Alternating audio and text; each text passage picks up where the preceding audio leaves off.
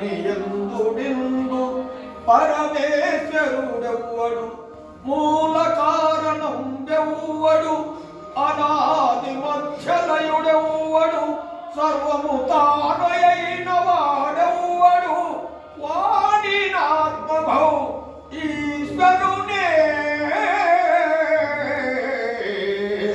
శరణంబు వేడెదన్ నిగమస్తుత లక్ష్మీపతి జగదంతర్యామి వరుసు సర్గము నెల్లందగు భవదైశ్వర్యంబున అగణిత సౌఖ్యానుభవము అందింతు గదే. వేదాలచే విడిపింపబడే లక్ష్మీ వల్లభ స్వామి, నీవు జగములలో అంతర్యామిపై ఉంటూ ఈ విశ్వానికంతటికీ భవ్యమైన నీ దివ్య విముక్తి లెక్కలేనని ఆనందానుభూతులను ఆస్వాదిస్తావు కదా. జలజాక్ష ఎట్టి విజ్ఞాన బలంబున కల్పింతు అఖిల లోకందులోలిన అతత జన ప్రియుడవు నాకు అట్టి సుజ్ఞానమధ్యమై కృప చేయుమయ్యా వరదా.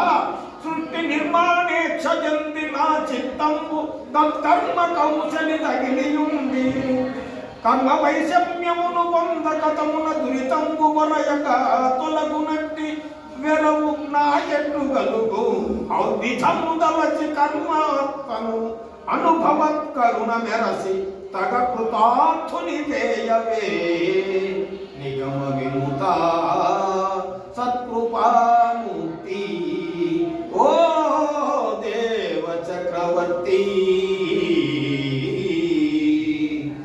తామర రేకుల వంటి కన్నులు గలవాడవు, వేదములచే పొగడబడే వాడవు అయిన ఓ పరమ కరుణాత్మమూర్తి, ఓ దేవతా చక్రవర్తి, నీవు ఏ విధమైన విజ్ఞాన బలంతో ఈ సమస్త లోకములను సృష్టిస్తున్నావో నాకు అటువంటి ఉత్తమ జ్ఞానాన్ని ప్రసాదించు.